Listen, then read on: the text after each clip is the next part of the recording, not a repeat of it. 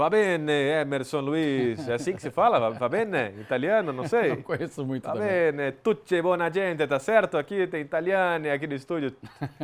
Tutti buona gente, né, Tudo Emerson certo, Luiz? Boa Rodrigo. tarde. Boa tarde a você, boa tarde a todos. Como é que fala boa tarde em italiano? Ajuda aí o pessoal, os bastidores.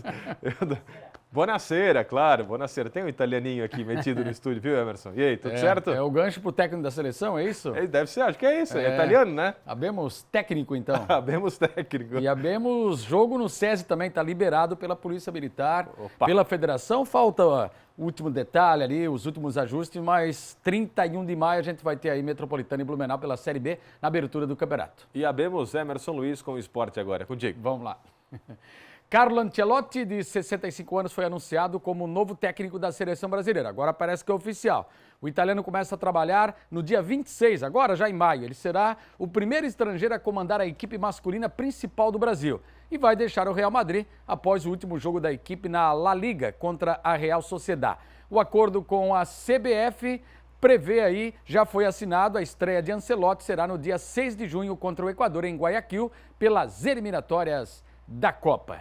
No Campeonato Espanhol, a propósito, o Barcelona colocou uma mão na taça. O time catalão venceu o Real Madrid por 4-3 no Estádio Olímpico de virada e abriu 7 pontos de vantagem, faltando 3 rodadas para terminar a competição. O Mbappé sofreu esse pênalti aí, bateu, ele fez um hat-trick. É o artilheiro do Campeonato Espanhol com 27 gols. Mas o Yamal, o Eric Garcia e o brasileiro Rafinha, 2 vezes na rede o Rafinha, tem 18 gols do campeonato, comandaram a vitória do Barcelona, muito, mas muito perto do título espanhol. E antes de mais bola na rede de Campeonato Brasileiro, um piloto aqui de Blumenau sofreu um grave acidente durante uma corrida em Cascavel. Informações estão no nosso portal ND+. O piloto sofreu esse grave acidente, ele está internado na UTI durante uma corrida lá no Paraná. Vamos mostrar, inclusive, as imagens da batida. Foi uma pancada realmente muito forte. O Pierre Sabah, da equipe Roger Racing, participava desse evento lá em Cascavel, no Paraná, e ele acabou sofrendo esse acidente grave que paralisou a corrida. Foi atendido pelos paramédicos, pelo bombeiro, ele está acompanhado de familiares no hospital, ele está sob observação, mas a gente vê aí que realmente foi uma pancada muito forte e fica a nossa torcida para a recuperação do blumenauense. Série A, então, do Campeonato Brasileiro, 8ª rodada. A NDTV transmitiu ontem, direto do Engenhão, a goleada do Botafogo sobre o Internacional. Teve ainda o Clássico Paulista entre Palmeiras e São Paulo, onde o Verdão se manteve na liderança e a queda de mais um treinador. O Fortaleza abriu o placar contra o Juventude com o argentino Lucero. O segundo gol do Leão do Pici foi marcado por Breno Lopes. O terceiro foi um golaço de Pochettino. E o argentino Lucero fez o segundo dele e o quarto do time da casa. Ainda teve tempo para um quinto gol. Foi do camisa 10, Caleb. Final, Fortaleza 5, Juventude 0. O Corinthians saiu na frente do Mirassol com o gol do zagueiro Kaká. Só que o time da casa chegou ao empate com Edson Carioca. A virada veio, Gabriel só teve o trabalho de empurrar para o fundo do gol. Final, Mirassol 2, Corinthians 1. Em Porto Alegre, no final da partida, o belga Amuzu marcou para o Grêmio e estava garantindo os 3 pontos. Mas o paraguaio Isidro Pita estragou a festa gaúcha e empatou. Final, 1-1. Em Salvador, o Vasco saiu na frente do Vitória. O pirata argentino Verratti de cabeça abriu o placar. Só que o time baiano conseguiu a virada. Renato Kaiser deixou tudo igual. E a vitória saiu dos pés do camisa 79. Renato Kaiser foi o nome do jogo. Vitória 2, Vasco 1. No Maracanã, o Flamengo ganhou do Bahia pelo placar mínimo. O artilheiro do Brasileirão, Arrascaeta, foi o autor do gol, que deu a vitória para o Mengão. Em Recife, o Cruzeiro ganhou com tranquilidade do Sport. O primeiro gol foi contra do lateral Igor Cariús. O atacante Caio Jorge, em grande fase, ampliou para a Raposa. Depois brilhou a estrela camisa 10 do time mineiro. Matheus Pereira marcou 2 gols e fechou o placar em 4-0 para o Cruzeiro. No clássico choque rei entre Palmeiras e São Paulo, o Alviverde levou a melhor. Vitor Roque, no último minuto do jogo, marcou o gol que deu a vitória para os palmeirenses, por 1-0. Na Arena MRV, o atacante Canóbio abriu o placar para o Fluminense contra o Atlético Mineiro. O lateral Rubens fez um golaço e deixou tudo igual para o Galo.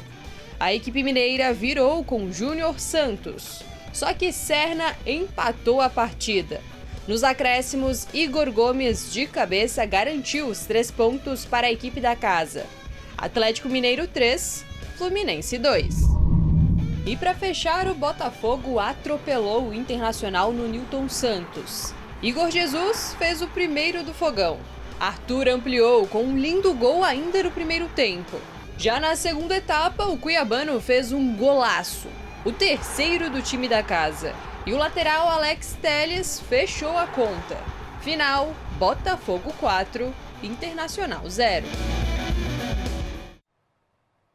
E um jogo hoje em São Paulo completa essa 8ª rodada. Onde vai ser? No Allianz Parque, é o campo do Palmeiras. O Santos joga contra o Ceará. 8 da noite é uma ideia da diretoria levar jogos do Peixe para a capital paulista, onde tem muita torcida. Números do Campeonato Brasileiro para confirmar, então, a liderança do Palmeiras com 19 pontos, Flamengo 17, junto com o Bragantino, Cruzeiro 16, completando o G4, a primeira página do Campeonato Brasileiro. Os 4 últimos, Vasco, Juventude, Santos e Sport. 7ª rodada da Série B, todos os 3 catarinenses empataram. Resultado aqui na tela do Balanço Geral, interessante. Rodada que foi aberta com a Chapecoense indo até Curitiba, empatando lá na Liga Arena com o Atlético em 1-1. Aí tivemos o Avaí jogando no estado da Ressacada com o Atlético Goianiense, empatando em 0-0. E o Criciúma, na estreia do técnico Eduardo Batista, ficou no 0-0 com o Volta Redonda. Vamos ver a posição de cada catarinense para a gente ver qual é a situação de cada um aqui na tela vertical do Balanço Geral. Como é que está o Criciúma, como é que está o Avaí?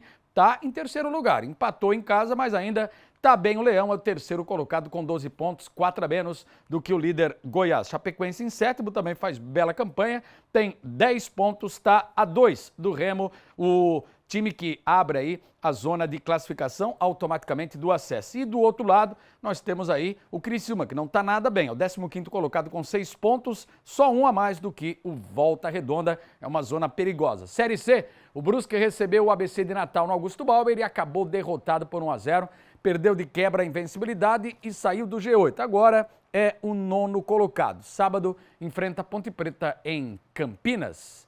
Posição de cada catarinense para a gente confirmar, então, nessa Série C do Campeonato Brasileiro. Aparece alguém aqui? Sim, o Brusque. Ele saiu do G8, é o 9º colocado. 8 avançam para a próxima fase. Tem 8 pontos, a mesma pontuação do São Bernardo, do Tombense, do CSA. Tropeçou em casa o Brusque, mas ainda está bem. Quem está muito mal é o Figueirense. Lá embaixo é o último colocado com 1 ponto ganho. Aliás, o Figueirense joga hoje pelo Campeonato Brasileiro da Série C. Joga às 7h30 da noite lá em Sergipe contra o Itabaiana em busca da primeira vitória para sair aqui da zona do rebaixamento. E os 3 times do estado jogaram pela Série D. No confronto catarinense disputado em Itajaí, vitória do Marcílio Dias sobre o Joinville com esse gol do Miani. O Marinheiro é o 6º colocado com 5 pontos, apesar da derrota, o Jeque ainda é o 2º com 7. Quem lidera é o Barra de Balneário Camboriú, que foi até o Paraná, em Pato Branco, e venceu o Azures por 1-0 com esse gol do Simon e chegou aos 9 pontos. Agora a Liga Nacional de Basquete Feminino, Blumenau encarou o Cerrado lá no Distrito Federal e foi derrotado, 78-50. Vinha de 2 vitórias, com o resultado segue em penúltimo lugar, 15 pontos após 13 derrotas e 2 vitórias. O aproveitamento de Blumenau é 15,4%. A equipe volta a jogar hoje, 7h30 da noite, Pedreira contra o líder Sampaio, fora de casa, longe, inclusive lá em São Luís, no Maranhão. Outra equipe de Blumenau de Liga Nacional entra em quadra hoje, é o Blumenau Futsal, que encara Tubarão, 7 da noite no sul do estado.